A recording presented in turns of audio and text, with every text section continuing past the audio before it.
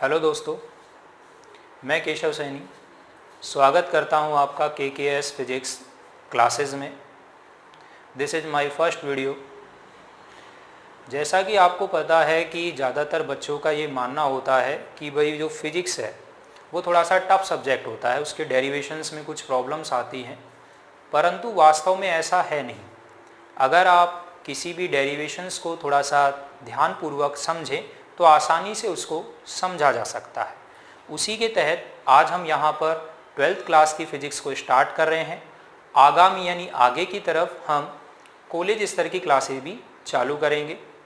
तो स्टार्ट करते हैं, लेट्स बिगिन। फर्स्ट टॉपिक है फर्स्ट लेसन का वैद्युत आवेश, इसके बारे में डिस्कस करेंगे। इंग्लिश में इसे इलेक्ट्रिक चार्ज कहते हैं। इसको पढ़ने से पहले हमें एक टॉपिक आता है वैद्युत घर्षण।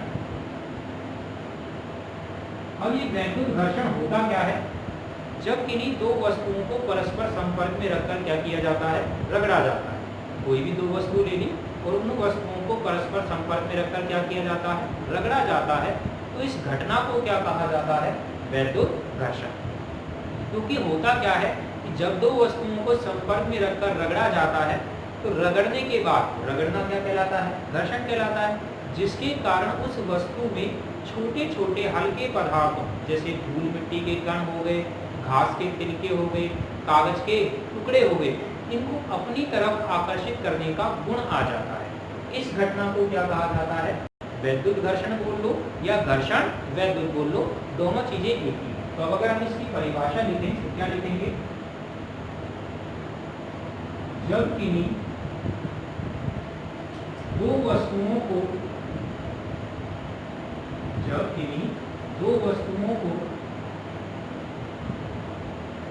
परस्पर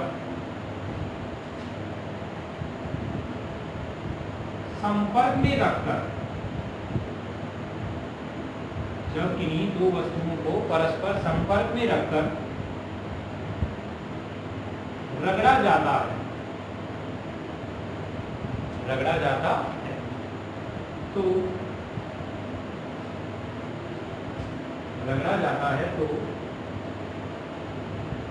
इस घटना को, यानी जैसे हम रगड़ेंगे, इस घटना को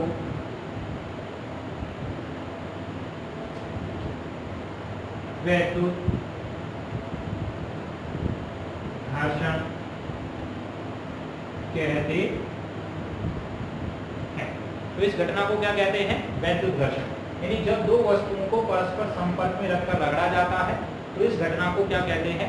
घर्षण वैद्युत कहते हैं या वैद्युत घर्षण। जिसके कारण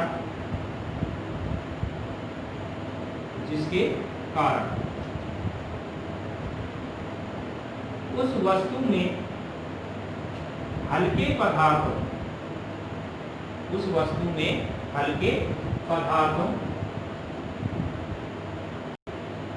को अपनी तरफ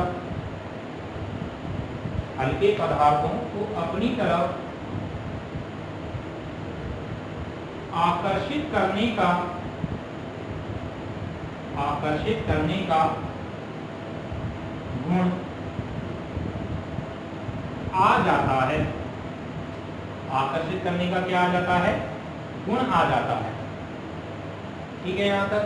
यानी जब किन्हीं दो वस्तुओं को परस्पर संपर्क में रखकर रगड़ा जाता है, यानी कहने का मतलब परस्पर किस में रखकर? संपर्क में रखकर रगड़ा जाएगा, उस घटना को क्या कहा जाएगा? वैद्युत घर्षण कहा जाएगा। उस घटना को क्या कहा जाएगा? वैद्युत घर्षण।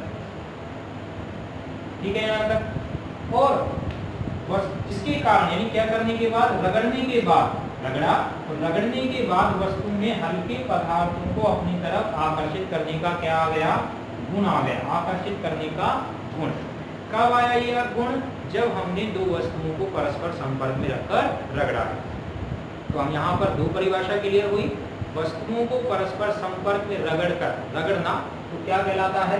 वैद्युत घर्षण। और रगड़ने के पश्चात उन वस्तुओं में विशेष प्रकार का क्या आ गया? गुण आ गया, जिस गुण को ही हम क्या कहते हैं? वैद्युत आवेश। और ये गुण कब आया है? जब हमने वस्तुओं को परस्पर संपर्क में रखकर रगड़ा है। अब हम आगे बात करते हैं तो इस गुण को वैद्युत आवेश कहते हैं। वैद्युत आवेश को पढ़ने से पहले हम आवेश के थोड़ा सा हिस्ट्री के बारे में पढ़ेंगे कि आवेश की उत्पत्ति किस प्रकार से हुई। तो इसके लिए क्या कहते हैं कि 600 ईसा पूर्व एक वैज्ञानिक था थेल्स। 600 ईसा पूर्व एक वैज्ञानिक थे थेल्स। थेल्स ने क्या कहा कि जब एम्बर, अब कुछ किताबों में इसे अंबर लिखा हुआ है और कुछ किताबों में क्या लिखा हुआ है इसे एम्बर, तो अंबर या एम्बर को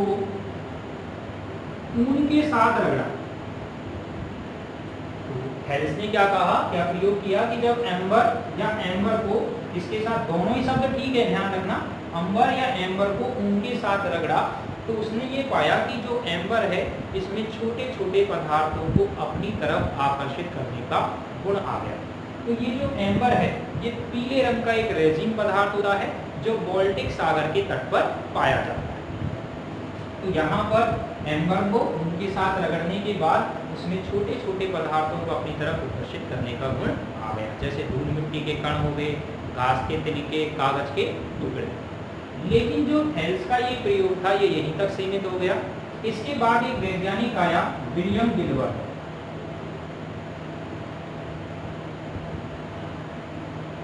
विलियम गिलबर्ट। अब ये जो विलियम गिलबर्ट था ये महारानी एलिजाबेथ के प्रमुख चिकित्सकों में से एक था। तो इस विलियम गिलबर्ट ने जो थेल्स है इसके प्रयोग को आगे बढ़ाया। इसने क्या कहा, इसने ये कहा कि भाई जब थेल्स ने ये कहा कि एम्बर है तो उसने ये चाहा कि प्रकृति में क्या और भी ऐसे पदार्थ हैं जिन्हें रगड़ने पर इस प्रकार का आकर्षित करने का गुण आ जाए। तो विलियम गिलबर्ट ने कुछ प्रयोग किए, जैसे अगर हम फॉर एग्जाम्पल लें कांच की छड़। उसने क्या क्या प्रयोग किए कि कांच की छड़ को रेशम के कपड़े से, रेशम के कपड़े से, तो कांच की छड़ को तो रेशम के कपड़े से, या आगे बात की जाए फर या बिल्ली की खाल। बिल्ली की खाल पर जो बाल पाए जाते हैं, फर या बिल्ली की खाल को एबोनाइट की छड़ से, एबोनाइट की छड़ से, तो कांच की छड़ को रेशम के कपड़े से, फर या बिल्ली की खाल को किससे, एबोनाइट की छड़ से। कांच की छड़ को रेशम का कपड़ा, फर या बिल्ली की खाल को एबोनाइट की छड़ से रगड़ा। तो और भी उदाहरण लिए उसने, जैसे सूखे बालों को कंघे से रगड़ा, ऊनी कारपेट को जूते के रबर सोल से रगड़ा। तो इन सब में छोटे छोटे वस्तुओं को, यानी कहने का मतलब वही धूल मिट्टी के कण, कांच के, कागज के टुकड़े अपनी तरफ आकर्षित करने का गुण पाया गया। और इस घटना को क्या कहा गया, यानी इस गुण को आकर्षित करने के इस गुण को क्या कहा गया, वैद्युत आवेश। और ये गुण कब आता है, जब दो वस्तुओं को संपर्क में रखकर रगड़ा जाता है। तो ये हो गया आवेश के बारे में जनरल इंट्रोडक्शन हो गया, यानी इसके हिस्ट्री के बारे में हमने बता दिया।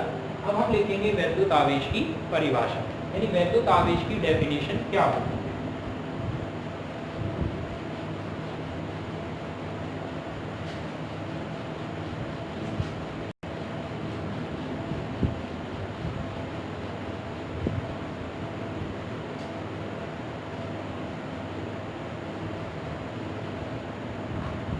अब हमारा जो इसके बाद परिभाषा आएगी, यानी कहने का मतलब जो आवेश के बारे में हमने समझ लिया, अब इसकी परिभाषा या इसकी मीनिंग के बारे में कि वैद्युत आवेश होता क्या। तो वैद्युत आवेश की मीनिंग में क्या पढ़ा हमने, वस्तु का वह गुण, यानी कोई भी वस्तु है, वस्तु का वह गुण जिसके कारण वह हल्के पदार्थों को अपनी तरफ, यानी वस्तु का वह गुण जिसके कारण वह हल्के पदार्थों को अपनी तरफ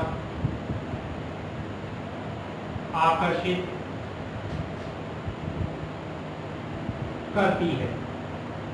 यानी कोई वस्तु है, उसका वह गुण जिसके कारण वह हल्के पदार्थों को अपनी तरफ क्या करती है, आकर्षित करती है, वैद्युत आवेश कहलाता है। क्या कहलाता है? वैद्युत आवेश कहलाता है। अब ये तो हो गई आवेश की परिभाषा, लेकिन ये याद रखना आकर्षित करने का ये गुण कब आएगा? जब हम वैद्युत घर्षण कराएंगे। अब इसके बाद अगर हम बात करें आवेश के प्रकार की, तो वैज्ञानिक थे बेंजामिन फ्रैंकलिन। उन्होंने ये कहा कि आवेश कितने प्रकार का होता है? 2 प्रकार का होता है। एक तो होता है धनात्मक और एक क्या होता है? ऋणात्मक आवेश।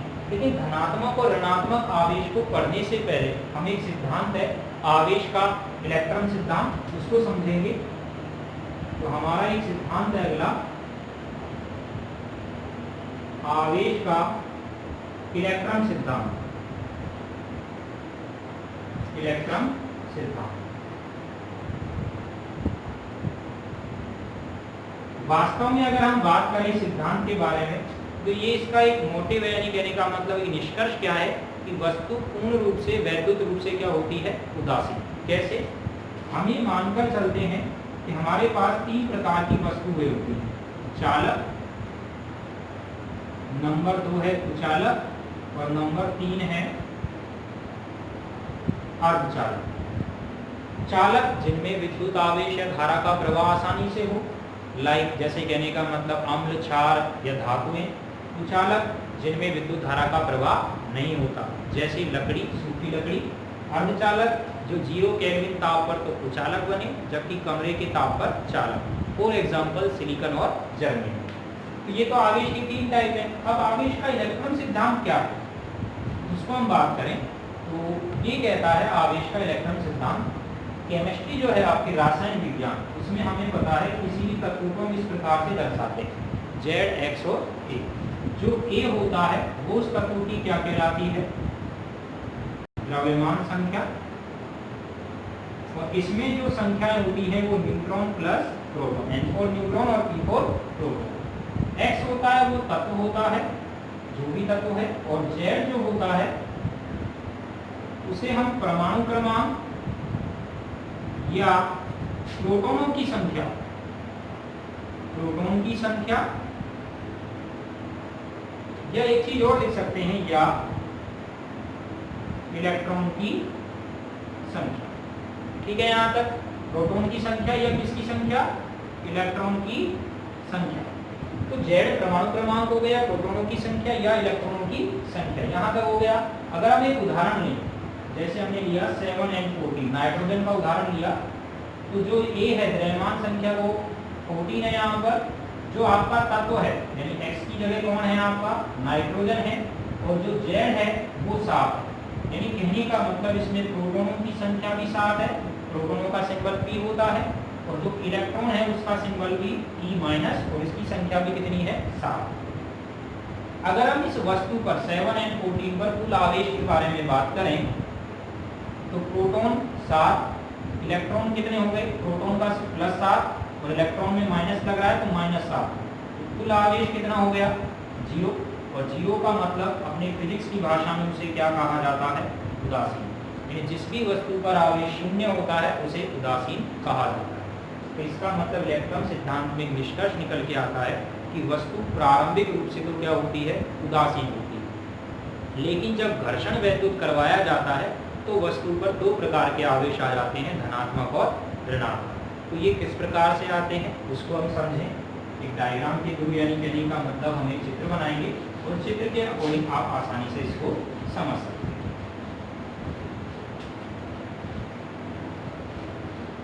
तो क्या कहते हैं इसकी परिभाषा के, अगर इसकी डायग्राम के अकॉर्डिंग हम इसको समझने पाएँ तो हमारे पास 2 छड़ हैं। ये एक चालक है, इसे चालक नंबर 1 चालक अभी मैंने आपको बताया था, और ये दूसरा चालक, चालक नंबर 2। ठीक है, दोनों चालक छड़ हैं, दोनों अभी दूर दूर हैं, तो दोनों प्रारंभिक कैसी अवस्था में हैं? उदासीन। और ये भी कैसा है? उदासीन है। लेकिन जब दोनों को संपर्क में लेके आएंगे, हमने दोनों को घर्षण कराया, नहीं वैद्युत घर्षण करवाया, तो हमने ये माना कि जो हमारा चालक फर्स्ट है और ये हमारा चालक सेकंड है, तो चालक फर्स्ट से कुछ इलेक्ट्रॉन चालक सेकंड में चले गए, ये इलेक्ट्रॉन का स्थानांतरण हो गया।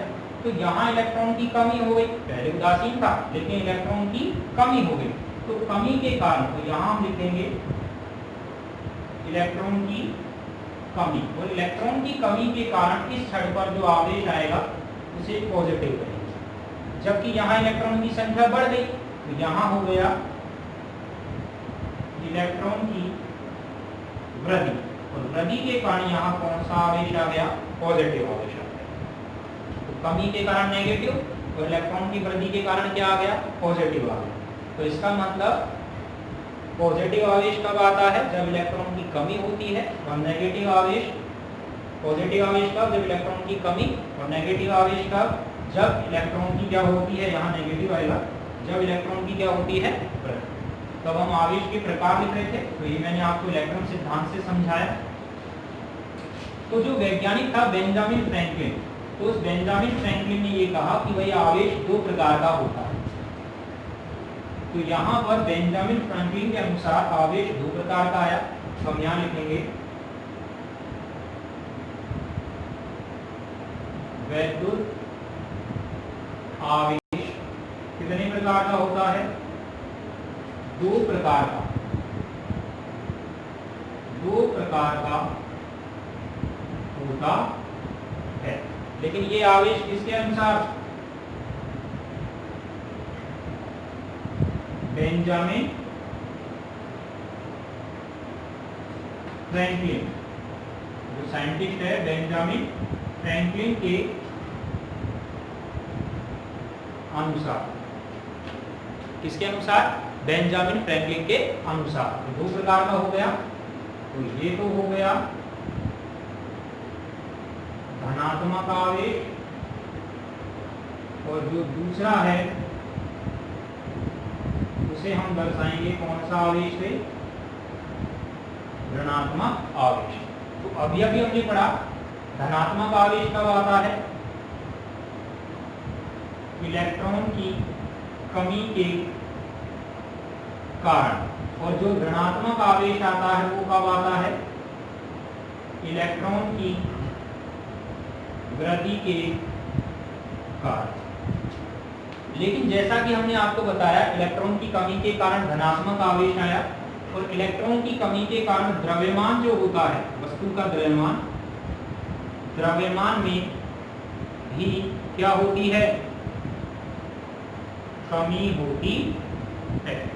यानी कहने का मतलब इलेक्ट्रॉन की कमी के कारण धनात्मक आवेश आएगा, और उस द्रव्यमात्मक आवेश के कारण द्रव्यमान में भी क्या होती है, कमी। तो सेम ऐसे ही ऋणात्मक आवेश के कारण इलेक्ट्रॉन में वृद्धि, तो यहाँ पर द्रव्यमान में भी क्या होती है, वृद्धि होती है।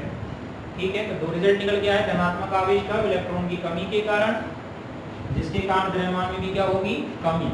ऋणात्मक आवेश का इलेक्ट्रॉन में वृद्धि के कारण, और द्रव्यमान में भी क्या होती है, वृद्धि होती है। तो ये दो प्रकार की बता दी। अब विलियम गिलबर्ट के अनुसार अगर इनको समझे वो भी समझ सकते हो आप। जैसे यहाँ पर हमने क्या ले लिए, कांच की छड़ ले ली, कांच की क्या ले ली, छड़, ठीक है यहाँ तक। और उसके बाद तो यहाँ पर हमने ये क्या ले लिया, रेशम का कपड़ा। अब क्या कहता है कि इसको हमने इस प्रकार से कर दिया, जब कांच की छड़ को रेशम के कपड़े के साथ घर्षण करवाया, तो कांच की छड़ से कुछ इलेक्ट्रॉन, ये एरो इलेक्ट्रॉन के स्थानांतरण को बता रहा है, तो कांच की छड़ से कुछ इलेक्ट्रॉन किस पर आ गए, रेशम के कपड़े। तो ऐसी स्थिति में कांच की छड़ पर इलेक्ट्रॉनों की क्या हो गई, कमी। तो यहाँ पर तो क्या आ गया, पॉजिटिव, यहाँ वृद्धि हो जाएगी तो यहाँ नेगेटिव चार्ज आ जाएगा। ठीक है यहाँ तक। अब यहाँ इलेक्ट्रॉनों की कमी हुई है, तो ऐसी स्थिति में यहाँ पर द्रव्यमान में भी कमी होगी। यहाँ इलेक्ट्रॉनों की वृद्धि हुई है रेशम के कपड़े पर, तो यहाँ द्रव्यमान में क्या हो जाएगी, वृद्धि हो जाएगी। तो ये तो हो गया बेंजामिन फ्रैंकलिन के अनुसार आवेश दो प्रकार है। अब उसके बाद जो विलियम गिलबर्ट है, जो वैज्ञानिक है, उन्होंने कुछ एक सारणी बनाई, टेबल बनाई, और उस टेबल में ये कहा कि भाई धनात्मक आवेश वाली वस्तुओं को एक तरफ और ऋणात्मक आवेश वाली वस्तुओं को दूसरी तरफ रखा। इसके लिए क्या कहते हैं, ध्यान दें अगर आप इसको समझें तो यहाँ पर तो हमने लिख दिया कौन सी धनात्मक आवेश वाली वस्तुएं लिख दी, और यहाँ पर कौन सी लिख दी ऋणात्मक। तो इधर वो वस्तुएं आएंगी जिन पर कैसा आवेश आएगा धनात्मक, और इधर कौन सी वस्तुएं आएंगी जिन पर कौन सा आवेश आएगा ऋणात्मक। तो नंबर 1 हमने लिखी कांच की छड़, तो यहाँ कांच की छड़ लिखी, तो कांच की छड़ के साथ यहाँ किसके साथ घर्षण करवाया, रेशम के कपड़े के साथ। कांच की छड़ का किसके साथ करवाया, रेशम के कपड़े के साथ। तो कांच की छड़ पर धनात्मक आवेश आया और रेशम के कपड़े पर क्या आया ऋणात्मक आवेश। वहीं अगर सूखे बाल, ये प्रयोग आप घर पर भी कर सकते हैं, कंघा लो और अपने सूखे बालों में हम उसको रगड़े, तो आपने देखा होगा कि जब हम उस कंघे को मिट्टी के कण के पास लेके जाते हैं तो छोटे छोटे मिट्टी के कण वहां पर चिपक जाते हैं। ठीक है, आपने देखा होगा हम डेली बालों में कंघे का प्रयोग करते हैं और उस कंघे के जो दांते होते हैं वहां पर मिट्टी के कण जमे हो जाते हैं। उसका कारण भी यही है, क्यों, क्योंकि वहां पर लग जाता है, वो मिट्टी के कणों को अपनी तरफ क्या कर लेता है, आकर्षित कर लेता है। तो यहाँ पर ये हो गया सूखे बाल हो गए, और सूखे बाल का घर्षण किसके साथ करवाया, कंघे के साथ करवाया। अगला अगर हम लिखें तो यदि हम फर या बिल्ली की खाल, अगर हम फर या किसको, बिल्ली की खाल को अगर हम लें, फर या बिल्ली की खाल, तो फर या बिल्ली की खाल को किसके साथ करवाएं, एबोनाइट की किससे, छड़ से। यानी फर या बिल्ली की खाल को अगर हम किससे करवाएं, एबोनाइट की छड़ से। तो ध्यान दें, फर या बिल्ली की खाल को अगर हम एबोनाइट की छड़, ये हो गया। एक और ले सकते हो, अगर हम ऊनी कारपेट की क्रिया किससे करवाएं, यानी क्रिया का मतलब घर्षण, जूते के रबर सोल से किससे करवाएं, यानी कांच की छड़ का रेशम के कपड़े से, सूखे बाल का कंघे से, फर या बिल्ली की खाल की एबोनाइट की छड़ से, ऊनी कारपेट का जूते के रबर सोल से। तो इन वस्तुओं पर धनात्मक आवेश आएगा और इन वस्तुओं पर कौन सा आवेश आएगा, ऋणात्मक आवेश आएगा। ठीक है यहाँ तक। तो ये तो हो गए आवेश की जो विलियम गिलबर्ट या वैज्ञानिकों के द्वारा जो धनात्मक और ऋणात्मक आवेश की टेबल बनाई गई। अब अगर हम इसके बाद आगे बात करें तो आगे आता है हमारा टॉपिक आवेश के मात्रक और विमा। हमने आवेश की परिभाषा पढ़ ली है, आवेश का इलेक्ट्रॉन सिद्धांत पढ़ लिया। ठीक है, उसके बाद अब आता है हमारा आवेश का मात्रक व विमा। तो आवेश का मात्रक व विमा क्या होता है, तो सबसे पहले अगर हम आवेश का एक फॉर्मूला लिखें तो क्या होता है, आवेश का एक फॉर्मूला जो हम पढ़ते हैं छोटी क्लासों में भी आता है, विद्युत धारा बराबर आवेश बटे समय। तो यहाँ पर विद्युत धारा का सिंबल आई होता है, आवेश को हम स्मॉल क्यू या कैपिटल क्यू से दर्शा सकते हैं। तो आई बराबर क्यू अपॉन टी, हमें क्यू के बारे में चाहिए, तो आई गुना टी, क्यू ध्यान देंगे। तो आई जो है, तो आई का मतलब विद्युत धारा, और विद्युत धारा का मात्रक क्या होता है, एम्पियर, और समय का क्या होता है, सेकंड। तो एम्पियर गुना सेकंड, इन दो मात्रकों को मिलाकर एक नया मात्रक बनाया गया कूलाम, जिसका सिंबल होता है कैपिटल सी। तो एक रिजल्ट तो ये निकल के आया कि एमकेएस या एसआई भर्ती में आवेश का मात्रक एम्पियर गुना सेकंड या कूलाम होता है, जिसे हम सी से डिनोट करते हैं, व्यक्त करते हैं। अब हम बात करें इसकी विमा के बारे में। तो अगर हम आवेश की विमा के बारे में बात करें तो इस फॉर्मूले से निकल सकती है Q I। विद्युत धारा की विमा क्या होती है, कैपिटल ए, कैपिटल से दर्शाते हैं, बड़ा ब्रैकेट लगाते हैं, और समय की कैपिटल टी।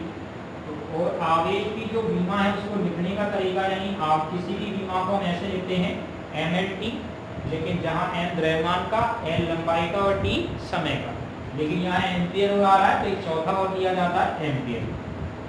क्योंकि यहाँ पर आपको दिख रहा है द्रव्यमान का एक भी पद नहीं है तो घात 0 आएगी, लंबाई का भी नहीं है, समय का एक पद है तो इसलिए पॉजिटिव आएगा 1, और एम्पियर का भी 1 है। तो संयुक्त रूप से इसे कैसे लिखा जा सकता है, ए और पी। तो ये हो गई आवेश की क्या, विमा, क्या ए, तो यहाँ मात्रक हो गया और ये क्या हो गई, विमा। अब हम आवेश के अन्य मात्रकों के बारे में भी चर्चा करेंगे। आवेश के अन्य मात्रक कौन कौन से, क्योंकि आवेश के बहुत सारे मात्रक है, लेकिन जो हमारी बुक्स होती है 10th क्लास की उसमें लिमिटेड मात्रकों को दिया जाता है। तो हम उन सभी मात्रकों को यहाँ लिखेंगे जो मात्रक अभी तक प्रचलन में है, यानी चल रहे हैं। तो अगर हमने आवेश के अन्य मात्रक लिखे तो हम यहाँ पर अगर लिखना चाहें तो लिख सकते हैं आवेश के मात्रक, या अन्य मात्रक भी लिख सकते हो। तो आवेश के मात्रक में सबसे फर्स्ट ऑफ ऑल कौन सा आया, एम के ऐसे या एसआई। एम के ऐसे या एसआई में पद्धति में, यानी कहने का मतलब में आवेश का मात्रक, अब मैं इसे कॉमा के अंदर डाल देता हूं, कूलाम। एमकेएस या एसआई पद्धति में आवेश का मात्रक कूलाम होता है।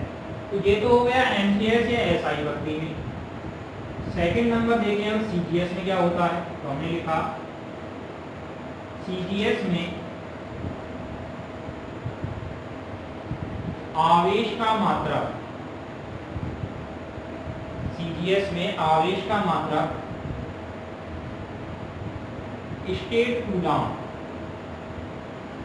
स्टेट कूलाम या ईएसयू, स्टेट कूलाम या ईएसयू होता है। अब अगर यहाँ पर ईएसयू की बात की जाए तो ईएसयू को बोला जाता है स्थिर वैद्युत इकाई।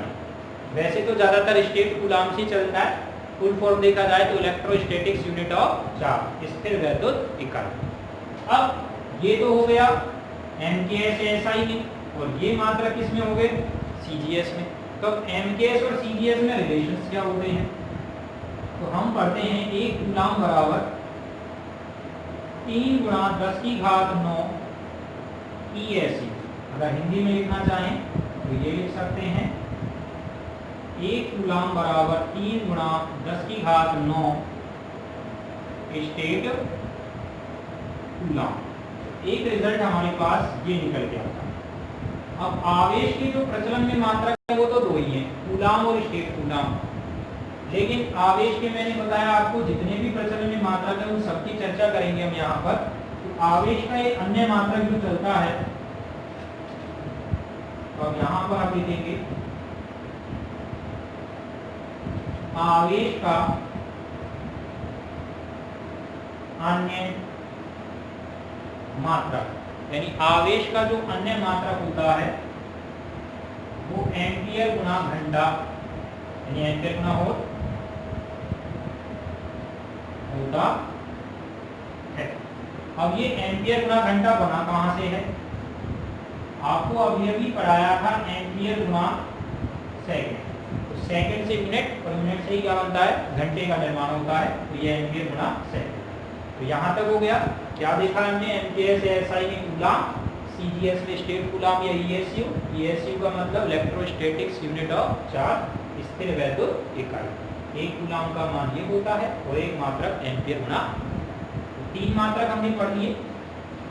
चौथा मात्रक क्या होता है आवेश का, जैसे ईएसयू होता है ऐसे ही एक मात्रक और चलता है ईएमयू। तो वो क्या होता है, अगर हम आवेश के चौथे मात्रक की बात करें हम लिखेंगे आवेश का एक मात्रक ईएमयू, इलेक्ट्रो